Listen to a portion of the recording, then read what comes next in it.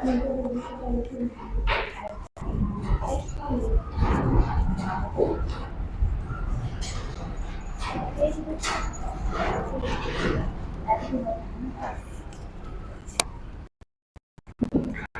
बेटा, आपको अपनी पूरी बुक का डिस्क्रिप्शन तो पता ही होगा कि थ्योरी कितने का आता है, प्रैक्टिकल कितने का आता है, सेशनल मार्क्स कितने जाते हैं। ठीक है, नहीं पता है तो एक बार मैं पूरा इंट्रोडक्शन दे देती हूँ आपको स्टार्टिंग से लेके एंड तक।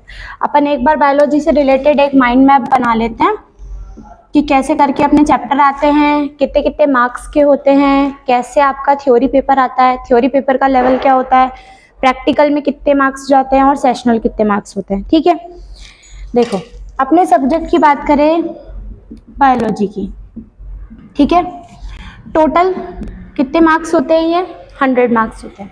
100 का डिस्ट्रीब्यूशन कैसे होता है? 100 का डिस्ट्रीब्यूशन होता है 44 प्लस 56 में। ठीक है, इस 44 का भी अपन आगे डिस्क्रिप्शन करते हैं दो पार्ट के अंदर। एक आते हैं अपने 14 जो कि अपने सेशनल मार्क्स होते हैं। सेशनल मीन्स ये आपको स्कूल भेजता है। ठीक है, बाकी कौन से होते हैं? 30 नंबर का क्या आता है आपके पास? प्रैक्टिकल। बाकी 56 नंबर का कौन सा पेपर आता है बेटा? थ्योरी पेपर आता है। ठीक है, इन मार्क्स की आपको टेंशन नहीं लेनी होती है, ये मार्क्स स्कूल के हाथ में होते हैं, इंटरनल के हाथ में होते हैं और अपन कर लेते हैं, बहुत ईजी होता है। ठीक है, बात करते हैं इन किसकी? 56 मार्क्स की थ्योरी की। थ्योरी पेपर मेन है, जिसके लिए आप प्रिपेयर कर रहे हो, जिसके लिए आप तैयार करते हो, पढ़ाई करते हो, वो पेपर कौन सा मेन आपका होता है? 56 नंबर की थ्योरी होती है। ठीक है, थ्योरी कहाँ से आती है? आपके बायोलॉजी की जो NCERT है वहाँ से। ठीक है, जो बुक है ना अपने पास, ऐसे उसमें से क्या बनता है? ये 56 नंबर की थ्योरी का पेपर बनता है।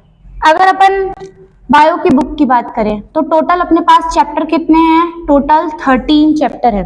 ठीक है, 13 चैप्टर को मैं आपको बता देती हूँ क्या क्या नाम है। नाम पता है आप लोगों को? मैं बता देती हूँ, पूरा बुक का एक बार डिस्क्रिप्शन में आपको दे देती हूँ, फिर उसके बाद ही अपन फर्स्ट चैप्टर से स्टार्ट करेंगे पढ़ना। फर्स्ट चैप्टर आपका होता है sexual reproduction in flowering plant. ठीक है, sexual reproduction in flowering plants. Second chapter होता है आपका ह्यूमन रिप्रोडक्शन। थर्ड चैप्टर आपका होता है रिप्रोडक्टिव हेल्थ। ठीक है, तो यानी कि ये पूरी की पूरी unit 3 chapter, chapter number 1, 2 and 3, ये तीनों की तीनों चैप्टर आपके रिलेटेड होते हैं रिप्रोडक्शन वाली यूनिट से। ठीक है, और रिप्रोडक्शन किस किस का पढ़ना होता है? एक तो प्लांट्स का रिप्रोडक्शन, ह्यूमन रिप्रोडक्शन और रिप्रोडक्टिव हेल्थ। इन सबका बेसिक नॉलेज आपको 10th में पहले ही दे दी जाती है। फ्लावर के बारे में पता होता है ना अपन को, फ्लावर के बारे में, मेल रिप्रोडक्टिव सिस्टम के बारे में, एग सेल क्या होती है, और फिर है ना ह्यूमन रिप्रोडक्शन के अंदर मेल के रिप्रोडक्टिव पार्ट कौन से होते हैं, फीमेल के रिप्रोडक्टिव कौन से होते हैं, स्पर्म की स्ट्रक्चर क्या होती है, ओवम क्या होता है, लास्ट में वो रिप्रोडक्टिव हेल्थ, कॉन्ट्रासेप्टिव मेथड्स वगैरह हो गए, पॉपुलेशन को कैसे कंट्रोल में रखना है, थोड़ा बहुत बेसिक नॉलेज अपन को 10th में ही ले चुके होते हैं। ठीक है, तो ज्यादा टिपिकल नहीं है ये वाली यूनिट, बहुत इजी होती है, मार्क्स ओरिएंटेड है, आप आराम से इसके अंदर नंबर खींच सकते हो अगर आप अच्छे से तैयार करो तो। ठीक है, फिर 4th एंड 5th, हमने मेंडल के बारे में पढ़ा है कभी 10th में? मटर का बौना पौधा ले लिया, मटर का लंबा पौधा ले लिया, कुछ कुछ एक्सपेरिमेंट याद आया, वो अपना जेनेटिक्स का पार्ट है।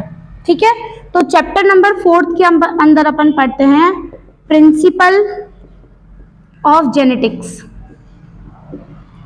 ठीक है, और 5th में अपन इसके अंदर पढ़ते हैं मॉलिक्यूलर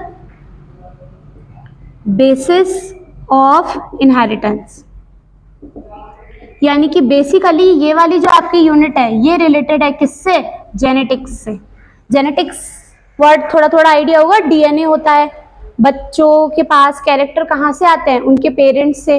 बहुत बार अपन बोलते हैं कि इसके लक्षण तो अपने पापा पे गए हैं, ये तो अपनी मम्मी जैसा बिहेव करता है, इसकी शक्ल तो इसकी दीदी पे गई है। तो जब अपन ये घर में स्टेटमेंट बोल रहे हैं तो डेट मीन्स दो जीव आपस में एक दूसरे से रिलेटेड है, दो ऑर्गेनिज्म एक दूसरे के साथ कनेक्ट है। कैसे कनेक्ट है? क्योंकि उनके अंदर जीन सेम है, डीएनए सेम है, तो वो क्या है? अपना जेनेटिक्स वाला पार्ट आ जाएगा। 6th नंबर पे अपने पास आता है इवोल्यूशन। ये आपने नहीं पढ़ा है, ये आपके लिए बहुत नया नया सा है। मैं बस इसका एक छोटा सा डिस्क्रिप्शन बता देती हूँ कि एवोल्यूशन है क्या। धरती कैसे बनी, ठीक है, धरती बनी, ब्रह्मांड कैसे बना, यूनिवर्स का फॉर्मेशन कैसे हुआ, उसके ऊपर लाइफ ओरिजिन कैसे हुई, जीवन की उत्पत्ति कैसे हुई। पहले एक छोटी सी सेल आई होगी, फिर वो सेल डेवलप हुई होगी, धीरे धीरे जीवों का निर्माण हुआ होगा, एक जीव से दूसरा जीव बना। इतनी सारी बायोडाइवर्सिटी दिख रही है आपको। अपन अकेले थोड़ी इस धरती पे रहते हैं, अपने साथ गाय भी रह रही है, बंदर भी रह रहा है, बकरी भी रह रही है, इतने सारे ऑर्गेनिज्म रह रहे हैं, प्लांट भी रह रहे हैं। तो दैट मीन्स कहीं ना कहीं से तो लाइफ आई होगी।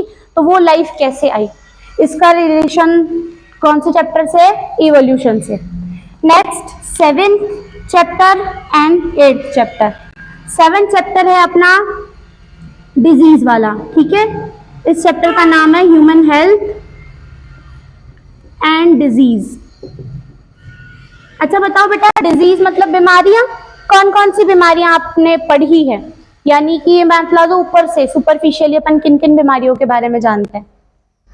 निमोनिया सुना है, छोटे बच्चों में हो जाता है, फेफड़ों में पानी बढ़ जाता है।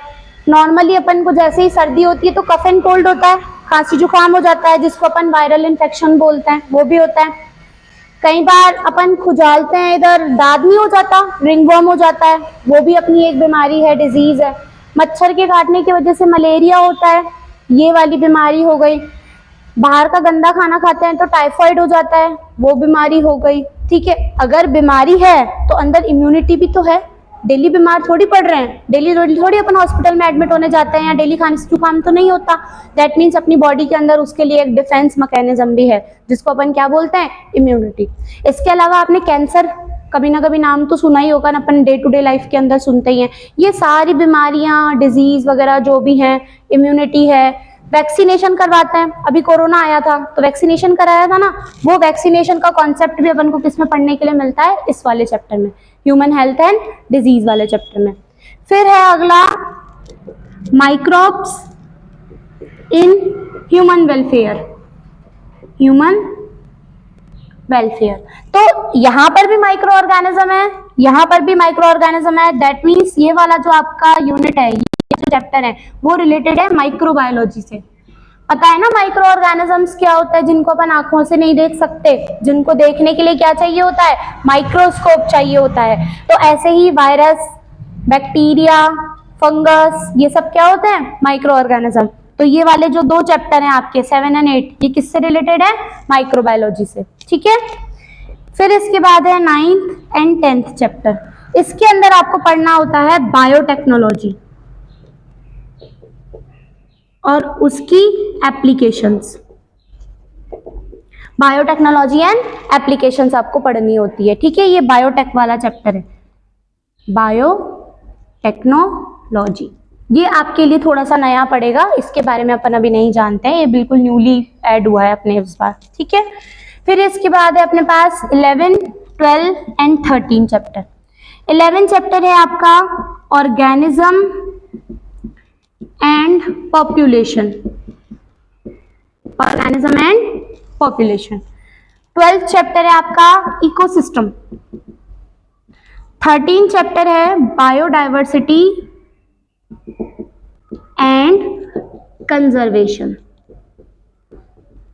ठीक है।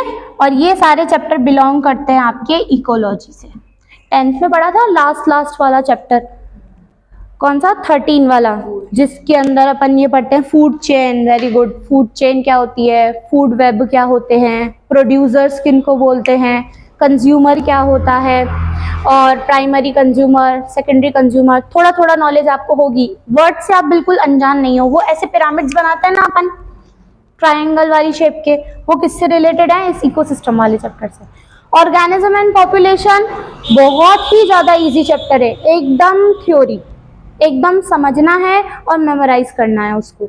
बायोडाइवर्सिटी एंड कंजर्वेशन, ये भी बहुत ही ज्यादा सिंपल है, ठीक है। यानी कि आपकी ये इकोलॉजी वाली यूनिट, ये रिप्रोडक्शन वाली यूनिट, माइक्रोबायोलॉजी वाली यूनिट, इवोल्यूशन वाली यूनिट, ये तो बहुत ज्यादा सिंपल है।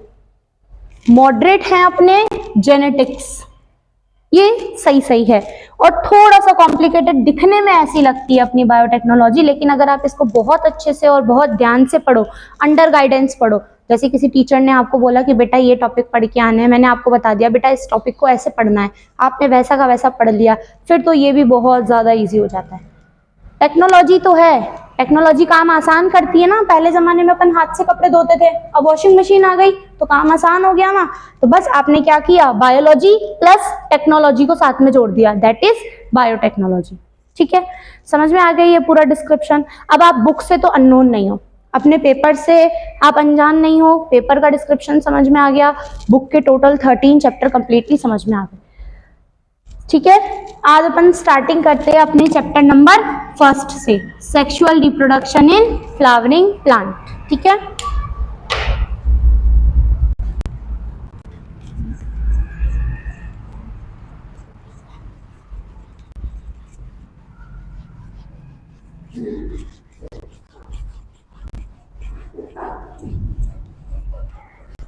फर्स्ट डे आपकी ओरिएंटेशन क्लास रहेगी, बताऊंगी मैं आपको पूरे बुक के बारे में, पूरे सिलेबस के बारे में, और एक चैप्टर स्टार्ट कर देंगे, धीरे धीरे आपका फ्लो बन जाएगा।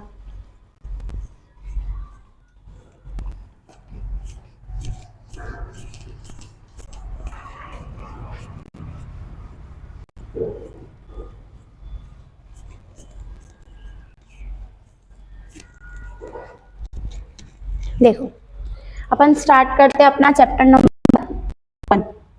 चैप्टर नंबर 1 है सेक्सुअल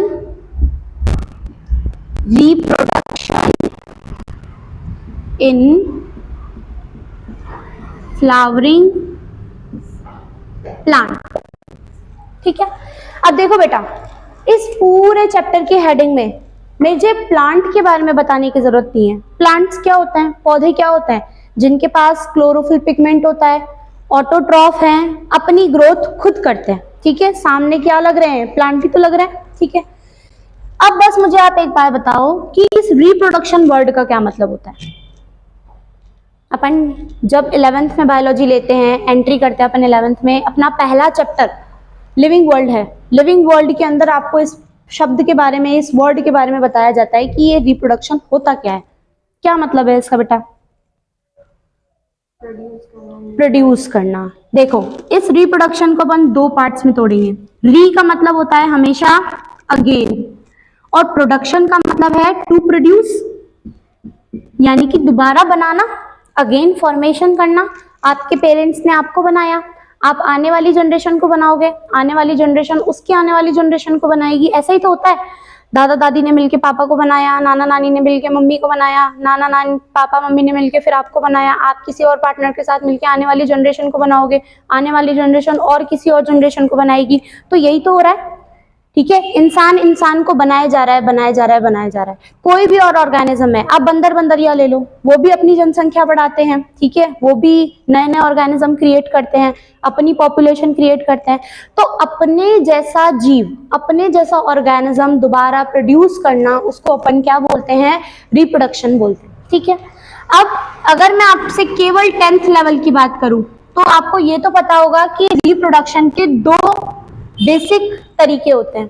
कौन से 2 बेसिक, एक तो होता है एसेक्सुअल रिप्रोडक्शन और एक कौन सा होता है, सेक्सुअल रिप्रोडक्शन। ठीक है, एसेक्सुअल और सेक्सुअल। एसेक्सुअल क्या होता है, जिसमें केवल एक ऑर्गेनिज्म इन्वॉल्व होता है। ठीक है, ओनली वन इंडिविजुअल पार्टिसिपेट्स, उसको अपन क्या बोलते हैं, एसेक्सुअल रिप्रोडक्शन। जैसे फॉर एग्जांपल गुलाब का पौधा है, आपने गुलाब की टहनी को काट दिया, कलम को काट दिया और आपने उसको किसी और गमले में लगा दिया, तो ऑटोमेटिक वहां पे गुलाब की जड़ें पकड़ लेगा और दूसरा पौधा क्रिएट हो जाएगा। तो एक प्लांट से दूसरा प्लांट आपने खुद नहीं बना लिया। ठीक है, क्या उस प्लांट को दूसरे प्लांट की जरूरत पड़ी, नहीं। कई बार आपने देखा होगा लोग क्या करते हैं, मनी प्लांट को तोड़ के लेके आते हैं, पानी से भरी हुई बॉटल में डाल देते हैं, ऑटोमेटिक उसमें से जड़ें बन जाती है। तो एक प्लांट से दूसरा प्लांट खुद ही क्रिएट हो गया, क्या उसको किसी और प्लांट की नीड पड़ी, नहीं। लेकिन सेक्सुअल रिप्रोडक्शन जो होता है वो एसेक्सुअल से बिल्कुल डिफरेंट है। सेक्सुअल के अंदर आपको किसकी रिक्वायरमेंट होती है, 2 पार्टनर्स की, जिसमें से एक पार्टनर अपना क्या होता है, मेल, और दूसरा पार्टनर क्या होता है, female. Clear, reproduction word clear हो गया। सेक्सुअल रिप्रोडक्शन क्लियर हो गया कि यानी कि प्लांट को जरूरत पड़ेगी किसकी, मेल रिप्रोडक्टिव सिस्टम की, फीमेल रिप्रोडक्टिव सिस्टम की। अब बात करते हैं एक वर्ड की जो कि क्या है अपना फ्लावर। क्या डेफिनेशन होती है फ्लावर की? चैप्टर नंबर 5 क्लास 11th याद आया, जिसमें अपन रूट के बारे में, स्टेम के बारे में, लीफ के बारे में पढ़ते हैं, मॉर्फोलॉजी वाला चैप्टर होता है। बताओ उसके अंदर एक एकदम करेक्ट डेफिनेशन है फ्लावर की। क्या होता है फ्लावर?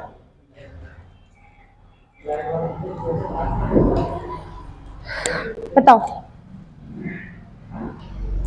अच्छा मुझे एक बात समझाओ, आपको इतनी तो जानकारी है कि जब ह्यूमन इंसान सेक्सुअल रिप्रोडक्शन करते हैं तो एक मेल पार्टनर होता है, एक फीमेल पार्टनर होती है।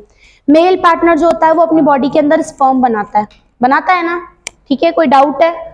फीमेल पार्टनर जो होती है वो अपनी बॉडी के अंदर ओवम बनाती है। इतनी बेसिक नॉलेज अपन को है। अच्छा मुझे एक बात बताओ, क्या अपनी बॉडी के हर एक पार्ट के अंदर स्पर्म और ओवम बन रहे होते हैं क्या? नहीं बनते। ओवम बनाने के लिए ओवरी है, स्पर्म बनाने के लिए लड़के के पास टेस्टिस है, ठीक है। तो अगर आप सेक्सुअल रिप्रोडक्शन की बात कर रहे हो प्लांट्स के अंदर, तो मुझको एक बात बताओ, क्या मनमर्जी जहां आएगी वहां पे मेल गैमेट बनेगा क्या? नहीं।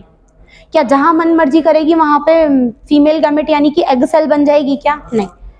आपको मेल गैमेट और फीमेल गैमेट बनाने के लिए एक प्लांट के अंदर मेल रिप्रोडक्टिव ऑर्गन और फीमेल रिप्रोडक्टिव ऑर्गन चाहिए, जो कि किसके अंदर लगे हुए होते हैं? जो कि फ्लावर के अंदर लगे हुए होते हैं। बेसिकली जब आप एक फ्लावर को देख रहे हो तो आपके माइंड में एक ही थॉट आना चाहिए, ये फ्लावर इस पूरे प्लांट की रिप्रोडक्टिव स्ट्रक्चर है। ये जो पूरा प्लांट है ये कहीं और से रिप्रोडक्शन नहीं कर सकता, ना तो जड़ हेल्प करेगी, ना इसका स्टेम हेल्प करेगा, ना इसकी पत्ती हेल्प करेगी। रिप्रोडक्शन में हेल्प कौन करेगा? फ्लावर। क्योंकि फ्लावर के पास ही क्या होती है? फ्लावर के पास ही मेल और फीमेल रिप्रोडक्टिव स्ट्रक्चर होती है। समझ में आ गया? क्लियर? कोई दिक्कत किसी भी बच्चे को? अच्छा मुझे एक बात बताओ, अपन शादियों में जाते हैं या किसी की बर्थडे पार्टी में जाते हैं, इवेंट में कहीं पर आप चले जाओ, चाहे से किसी की डेथ ही हो गई है, अपन कहीं पे जाते हैं तो वहां पे आपको अलग अलग तरीके के फ्लावर दिखते हैं ना। डेकोरेशन नहीं होता क्या? अमेरिकन फूल अलग होते हैं, सनफ्लावर के फूल अलग डेकोरेटेड होते हैं। तो आपको क्या लगता है कि इतने सारे फ्लावर आते कहाँ से होंगे? कभी दिमाग लगाया है कि इतने सारे फ्लावरों का डेकोरेशन कहाँ से होता है? ये फ्लावर आपने किसी ना किसी को तो कॉन्ट्रैक्ट दिया होगा ना कि भाई साहब शादी है, घर में डेकोरेशन करना है फूलों का, तो वो इतने सारे फूल कहाँ से लाता है? वो फूल उगाए जाते हैं और फूलों की खेती को क्या बोला जाता है? फ्लोरिकल्चर। आप अगर किसी गमले में एक फूल उगा रहे हो ना, जैसे आपने अपने गमले में गुलाब का पौधा लगा रखा है, उसमें फूल आ गए, तो वो फ्लोरिकल्चर नहीं है। फ्लोरिकल्चर मतलब एक बहुत बड़ा खेत है, उसके अंदर अलग अलग तरीके के प्लांट आपने लगा रखे हैं और इन प्लांटों को आपने लगाया है अलग अलग पर्पज से। किसी की बर्थडे पार्टी में भेजना होगा, किसी की शादी वाले इवेंट में भेजना होगा, तो उस खेती करने को जब आप इंडस्ट्रियल लेवल पर फ्लावर की खेती करते हो, कल्टीवेशन करते हो, तो उसको अपन क्या बोलते हैं?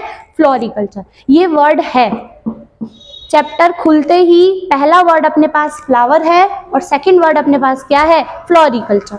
ठीक है, अब हेडिंग डालो।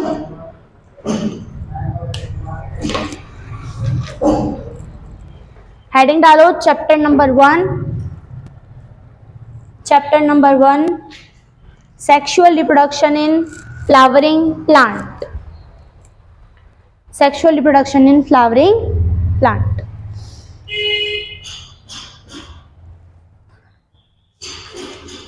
और इसी के अंदर फर्स्ट हेडिंग डलेगी अपनी फ्लावर।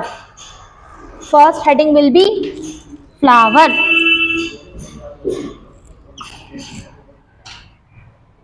क्या होता है फ्लावर? लिखो, the sexual structure, the sexual structure of a plant, the sexual structure of a plant the sexual structure of a plant is a flower. The sexual structure of a plant is a flower.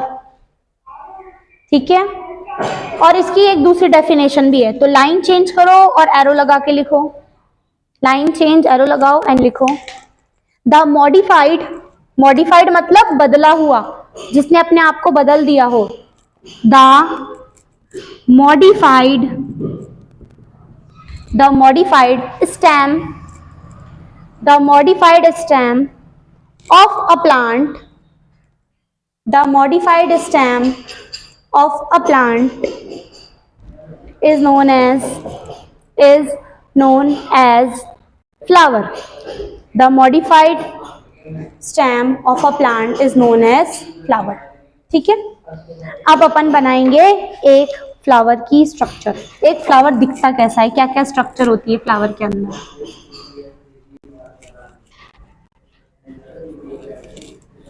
ये diagram बना चुके हैं अपन, तो आपको ज्यादा दिक्कत नहीं आएगी समझने में। फर्स्ट डे अभी सब क्लियर है आपके माइंड में पहले से ही, बस वो थोड़ा सा इलेबोरेट हुआ है।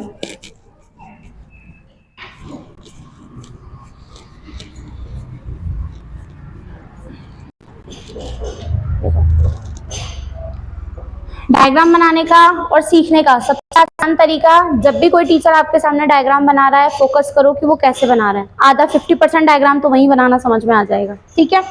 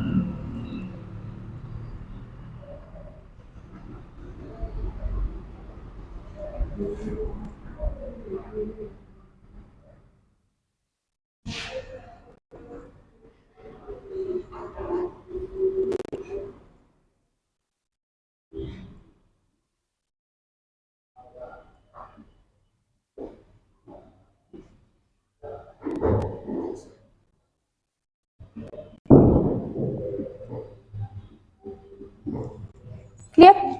देखो, अच्छा एक बात बताओ, जब अपन फूल को तोड़ के आते हैं कहीं से डाली पे से, तो आपके पास में एक डंडी सी आती है ना, छोटी सी स्ट्रक्चर निकल के आती है। ठीक है, इसको अपन बोलते हैं ये है स्टॉक। ठीक है, अब आप नोटिस करो फ्लावर के जितने भी पार्ट है ना, वो सारे के सारे पार्ट इस पर टिके हुए हैं, इस बेस पर। इसको अपन बोलते हैं थैलेमस। ठीक है, कभी गुलाब की कली देखिए, गुलाब की कली जब कच्ची होती है, मतलब अभी गुलाब खिला हुआ नहीं होता, बड स्टेज में होता है, तो उस समय ग्रीन कलर की छोटी छोटी पत्तियां उसको कवर करके रखती है चारों तरफ से। इसको अपन बोलते हैं ये है कैलिक्स। ठीक है, अब मैं आपको बोलूं कि बेटा अपने दिमाग में फ्लावर इमेजिन करो रोज का, तो रेड कलर का फूल आएगा दिमाग में। अब मैं बोलूं सनफ्लावर इमेजिन करो, तो येलो कलर का आएगा। तो ये red, yellow, white, purple, pink, ये जो कलरफुल पार्ट होता है फ्लावर का, उसको अपन क्या बोलते हैं, कोरोला। ठीक है, आपको बीचों बीच ये फ्लास्क जैसी स्ट्रक्चर दिखाई दे रही है, यहां से लेके यहां तक। इस फ्लास्क लाइक स्ट्रक्चर को अपन बोलते हैं ये है पिस्टल, या फिर इसका दूसरा नाम क्या होता है, कार्पल। ठीक है, नेक्स्ट ये वाली जो स्ट्रक्चर है अपन बोलेंगे ये है स्टेमन। ठीक है, अब एक चीज ध्यान से समझना, आपके पास जो कंप्लीट फ्लावर है, कंप्लीट फ्लावर में जितनी भी स्ट्रक्चर्स होती हैं, जिनके भी नाम मैंने आपके सामने लिखे हैं, उनको दो पार्ट्स में डिवाइड किया जाता है। ठीक है, एक तो होते हैं फ्लावर के प्राइमरी पार्ट्स, ठीक है, और एक होते हैं फ्लावर के secondary parts. Primary parts, secondary parts. Primary part वो होते हैं जो रिप्रोडक्शन के अंदर इन्वॉल्व होते हैं, जो कि रिप्रोडक्शन में इन्वॉल्व होंगे, उनको अपन क्या बोलेंगे, प्राइमरी पार्ट। और जो कि रिप्रोडक्शन में इन्वॉल्व नहीं होते हैं, उनको अपन क्या बोल देंगे, सेकेंडरी पार्ट। जैसे फॉर एग्जांपल आप यहाँ पे देखो, जो फीमेल रिप्रोडक्टिव ऑर्गन है, फीमेल रिप्रोडक्टिव ऑर्गन, जिसका नाम क्या है इधर, पिस्टल या फिर कार्पल, किसी भी नाम से आ सकता है। दूसरा, इसके पास रिप्रोडक्टिव ऑर्गन, जिसके अंदर क्या आएगा, स्टेमन। ठीक है। सेकेंडरी पार्ट के अंदर क्या आता है, सेकेंडरी पार्ट के अंदर आता है कोरोला, सेकेंडरी पार्ट के अंदर आएगा कैलिक्स, सेकेंडरी पार्ट के अंदर आ जाएगा थैलेमस। एक्स्ट्रा स्ट्रक्चर आप स्टॉक भी लिख सकते हो, ठीक है, जिनका रिप्रोडक्शन से लेना देना नहीं है। अपनी बॉडी में, पूरी बॉडी में, सिर से लेकर पैर तक, मैं आपसे बोलूं कि बेटा बताओ रिप्रोडक्शन में लेना देना किसका है, तो आप क्या बोलोगे, मैम अगर मेल की बॉडी है तो टेस्टिस, क्योंकि टेस्टिस के अंदर ही स्पर्म बनता है। अगर लड़की की बॉडी है तो ओवरी, क्योंकि ओवरी के अंदर ही क्या बनता है, ओवम बनता है। ऐसे ही आपके पास में मैंने एक कंप्लीट फ्लावर बना रखा है, लेकिन इस फ्लावर में भी ऐसी कौन सी स्ट्रक्चर हैं जो कि रिप्रोडक्शन में इन्वॉल्व होंगी, वो है अपनी, एक तो पिस्टल या फिर दूसरा नाम कार्पल, और इसके अलावा स्टेमन। ठीक है। अब ध्यान से देखना, मैंने यहाँ पे आपके सामने 4 स्टेमन बना रखे हैं। एक तो ये रहा 1 2 3 4, ये तो 4 अलग अलग स्टेमन है। अगर मुझे इन स्टेमनों के ग्रुप की बात करनी हो, मैं एक सिंगल स्टेमन की बात नहीं कर रही, मैं स्टेमन के ग्रुप की बात कर रही हूँ, तो इनको अपन क्या बोलेंगे, इन्हें अपन बोलेंगे एंड्रोशियम। क्या बोलेंगे, एंड्रोशियम। एक वर्ड है एंड्रोशियम, जिसका मतलब होता है ऑफ स्टेमन। ऐसा ही एक वर्ड आपने और पढ़ा होगा, गाइनोशियम, याद आया, गाइनोशियम। ये क्या होता है, ग्रुप ऑफ पिस्टल, या फिर इनको क्या बोलेंगे, क्लियर। ठीक है, तो ज्यादा कंफ्यूज मत होना। समटाइम्स कोई टीचर आपका टेस्ट लेने के लिए पूछ लेता है कि बताओ बेटा क्या डिफरेंस है पिस्टल के अंदर और गाइनोशियम के अंदर। कोई डिफरेंस नहीं है, गाइनोशियम भी फीमेल रिप्रोडक्टिव सिस्टम को दिखाता है और पिस्टल भी फीमेल रिप्रोडक्टिव ऑर्गन को दिखाता है, बस नंबर का अंतर है। जब आप बात करते हो पिस्टल की या कार्पल की तो आप एक सिंगल की बात करते हो, लेकिन जब आप गाइनोशियम बोलते हो तो ग्रुप की बात करते हो। जब आप बोलते हो मेल रिप्रोडक्टिव ऑर्गन तो दैट मीन्स आप स्टेमन की बात करते हो। लेकिन कोई आपको बोले कि एंड्रोशियम क्या है तो ग्रुप ऑफ स्टेमन, उसको अपन क्या बोल देंगे, एंड्रोशियम। बायोलॉजी कुछ भी नहीं है बेटा, केवल और केवल वर्ड्स है। अगर आपको वर्ड समझ में आ गए, बायोलॉजी की टर्मिनोलॉजी समझ में आ गई ना, टर्म समझ में आ गई, तो फिर आपको डेफिनेशन क्लियर हो जाएंगी। फ्लोरिकल्चर है, दिमाग में बैठा लिया, डेफिनेशन मैंने आपको बता दी, तो आप उसको अपनी लैंग्वेज में लिख सकते हो। उस लैंग्वेज का सपोर्ट हम लोग यहाँ पे करने के लिए बैठे। समझ में आ गई बात, ठीक है। बनाओ सामने डायग्राम, हेडिंग डालो structure of flower, structure of flower, ये मत लिख देना 1 2 3, स्ट्रक्चर ऑफ फ्लावर।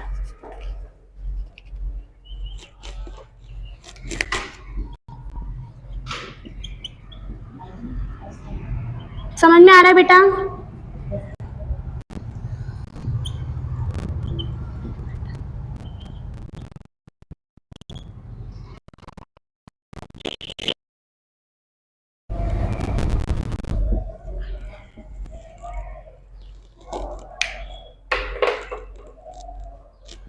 आपको कोई भी टीचर कैसे भी कंफ्यूज कर सकते हैं वर्ड्स पकड़ के। बताओ पेटल क्या होती है, पेटल मतलब एक पंखुड़ी, बोलते हैं ना रोज पेटल्स, एक पंखुड़ी। तो ये यहाँ पे 1 2 3 4 बनी हुई है, जब चारों को मिला के बोलोगे तो दैट मीन्स कोरोला। और अगर एक आपने पंखुड़ी तोड़ के अलग कर दी अपने हाथ में, दैट इज पेटल। तो ऐसे ही अगर पूरे ग्रीन कलर की लीव्स की बात कर रहे हो जो कि बड स्टेज में होते हैं तो कैलिक्स, लेकिन अगर एक सिंगल लीफ की बात करेंगे तो सेपल। बस वर्ड का है, नंबर का डिफरेंस है।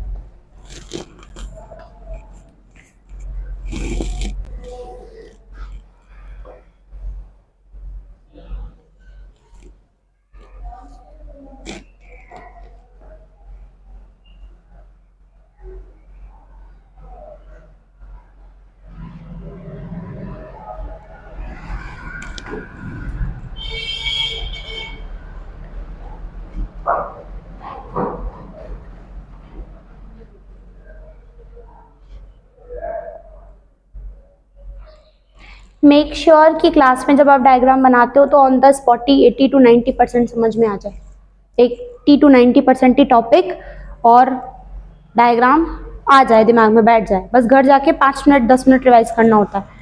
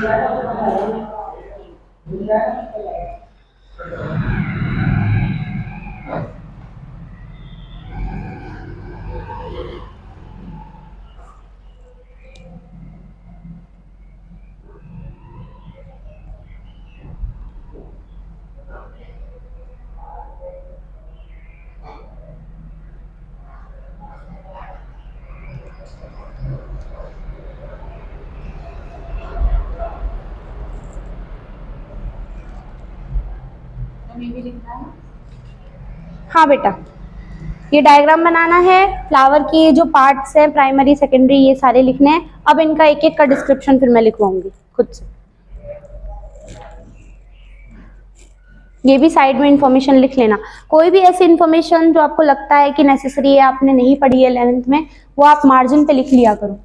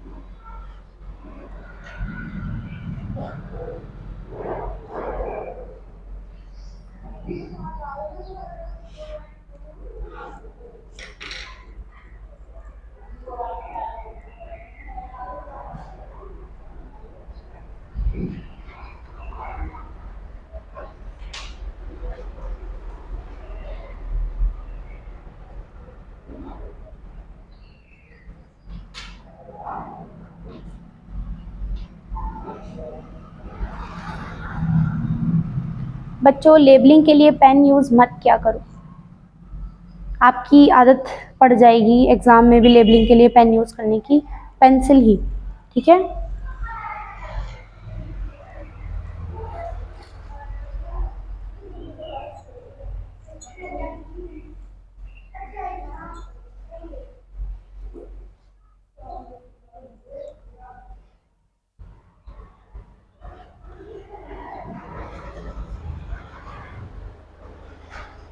हो गया?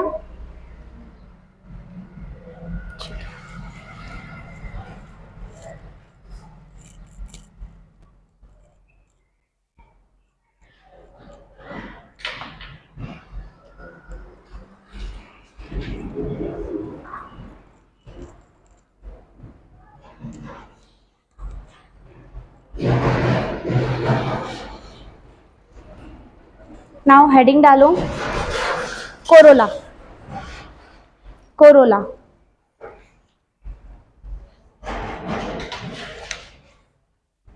The colorful,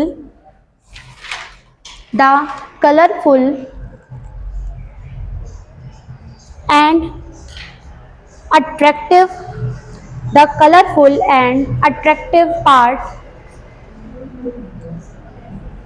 of the flower, the colorful and attractive part of the flower is known as, is known as corolla, is known as corolla. It attract, it attract insects It attract insects for pollination. It attract insect for pollination. ठीक है, इसी के अंदर लिखो the corolla has specific odor. odor मतलब हर पंखुड़ी की अपनी खुशबू होती है, गुलाब की अपनी है, मोगरे की अपनी होती है, ठीक है। The corolla has specific order, ठीक है। नेक्स्ट लिखो calyx.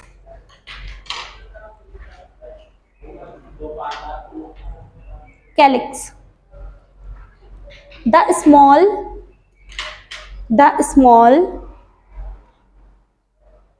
green leaves, the small green leaves protect the bud. The small green leaves protect the bud from environment. Protect the bud from environment. Known as calyx. Known as calyx.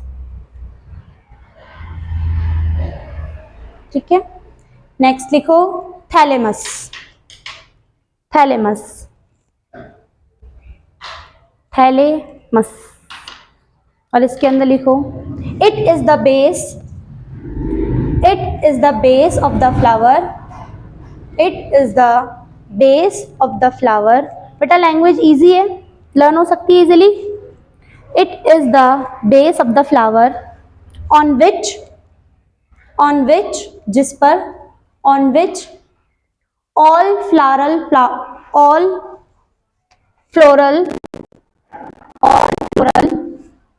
parts are attached. All floral parts are attached. ठीक है, अगली heading डालो। Next, male reproductive organ. Male reproductive organ,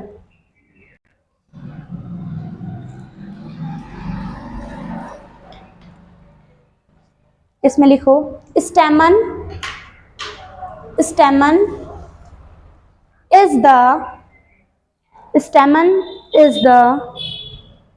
male reproductive organ. स्टेमन is the male reproductive organ of a flower. स्टेमन is the male reproductive organ of a flower, of a flower. It has two parts. इसके दो हिस्से होते हैं। It has two parts. अच्छा देखो, ये यहाँ से लेके यहाँ तक स्टेमन है ना, आपको स्टेमन में ये अपर स्ट्रक्चर दिखाई दे रही है जो फूली हुई सी है, इसको अपन बोलते हैं ये है anther. What does it call? Anther. ये जो जैसी स्ट्रक्चर दिख रही है, धागे जैसी, इसको अपन बोलेंगे ये है फिलामेंट। क्या है? फिलामेंट। तो स्टेमन is made up of two parts, first one is anther, another is filament. ठीक है, लिखो, नाम लिख दो। It is made up of two parts, first number पे एंथर, सेकंड नंबर पे filament. First anther, second filament.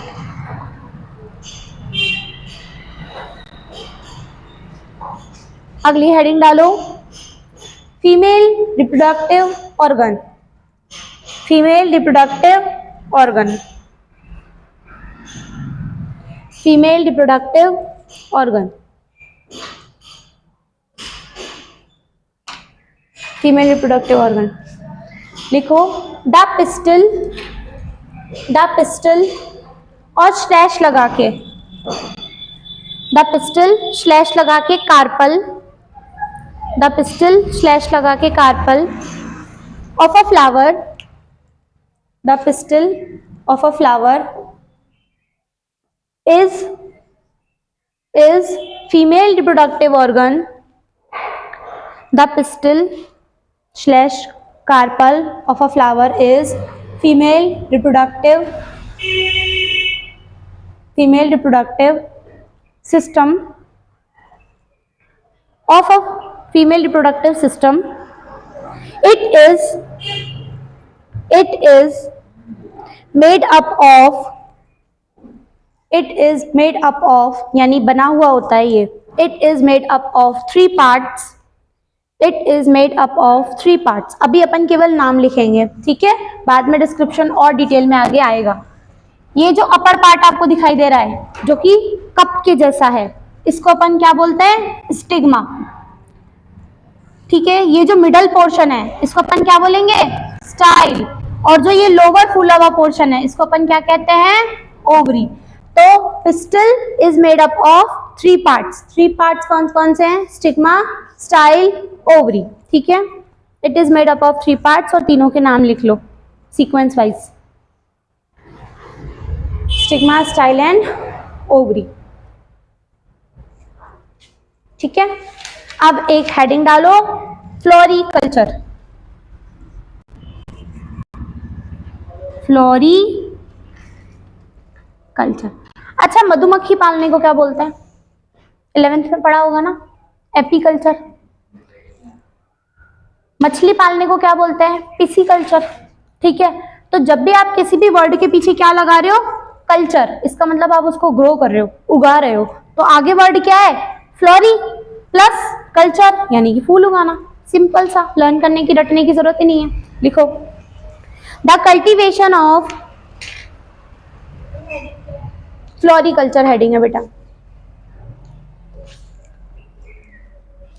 The cultivation of different flowers, the cultivation of different flowers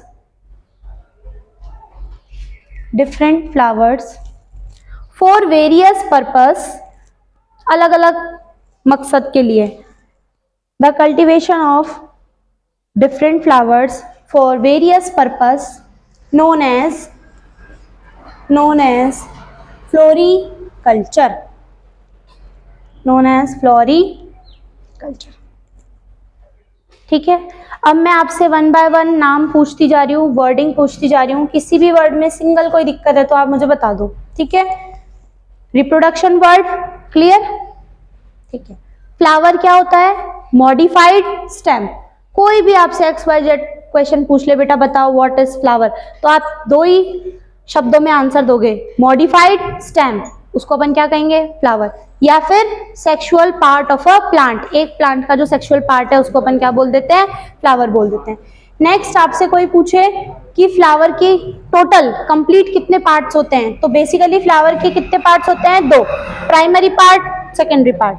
primary part के अंदर फीमेल रिप्रोडक्टिव सिस्टम और male reproductive system. Female reproductive system या organ का दूसरा नाम क्या है, पिस्टल या कार्पल, और इसका नाम क्या होता है, स्टेमन, क्लियर। स्टेमन के कितने हिस्से होते हैं, दो हिस्से, एक ऊपर फूला हुआ कैप्सूल जैसा हिस्सा एंथर, और जो ये फिलामेंट है धागे जैसा, ठीक है।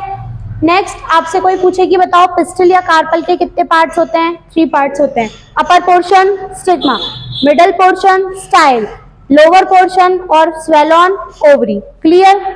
नेक्स्ट आपसे कोई पूछे कि बताओ बेटा फ्लावर को अट्रैक्टिव कौन बनाता है, तो कौन बनाता है फ्लावर को अट्रैक्टिव, कोरोला बनाता है।